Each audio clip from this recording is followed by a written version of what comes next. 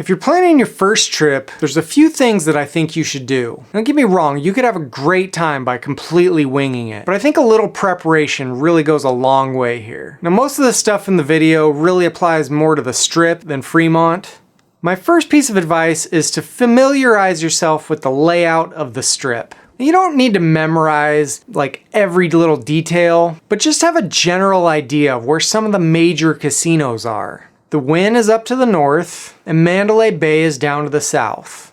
Caesars and Bellagio are in the middle, and the Flamingo and Harrah's are across the street. Get a simple map just like this, and then just spend a little time looking at it and getting familiar with it. Or you can do like I do and just completely go down the rabbit hole and just spend all day looking at Google Maps or Street View. Also, concerning the layout, if you plan on doing a lot of walking around and exploring, stay somewhere mid-strip. It's gonna make it a lot easier to get out and explore.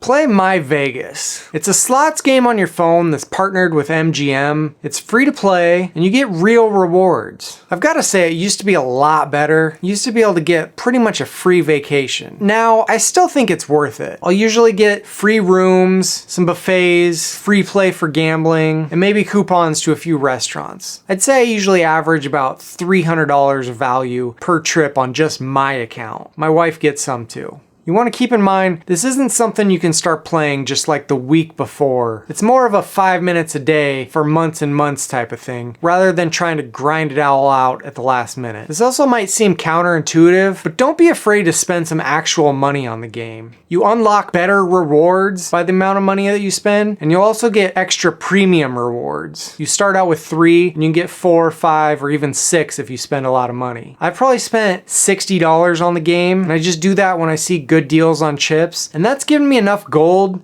to basically have a lifetime supply. I get 4 premium rewards instead of 3, so between the extra gold that I've gotten and the extra premium reward that I get every single trip, it's saved me many times what I've spent.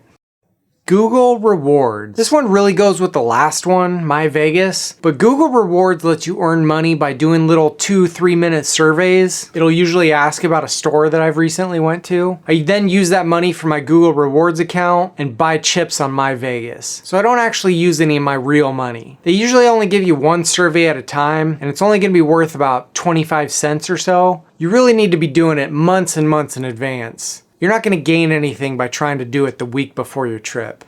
Think about what's important to you personally on your trip.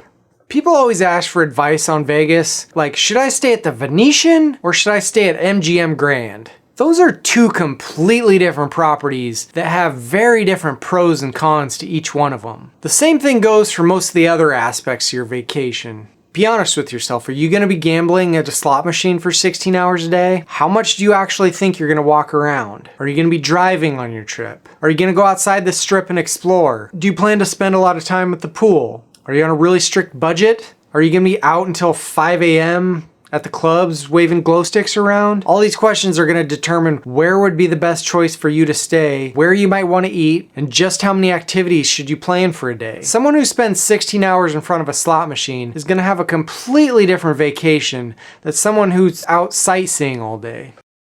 A big part of what people do in Vegas is eat really good food. And there's something like 3,000 restaurants on the Vegas Strip. I think people get really overwhelmed by that. And I think that's why you always see the questions of, which buffet is the best? They're thinking, I don't know anything about Vegas restaurants, but I know eating at a Vegas buffet would be cool. Most of the buffets are more or less the same, so don't spend too much time thinking about it. You should really spend some time looking up a few of the restaurants though. And it really doesn't need to be that big of a deal. Just go search for something like Italian restaurants on the Vegas Strip or restaurants inside Cosmo Las Vegas. Pick a couple options out and then look at some reviews. Most of the restaurants have their menus available online, so you can get ideas of what the prices are like and how much you should be budgeting for your trip. I always see people asking and giving their opinions on different restaurants. You really need to take those with a grain of salt. I've seen people saying that some of my favorite places are completely horrible, and I've seen glowing reviews of places that I've absolutely hated. That's why I prefer to use something like Yelp or Google Reviews and get an average of thousands of people.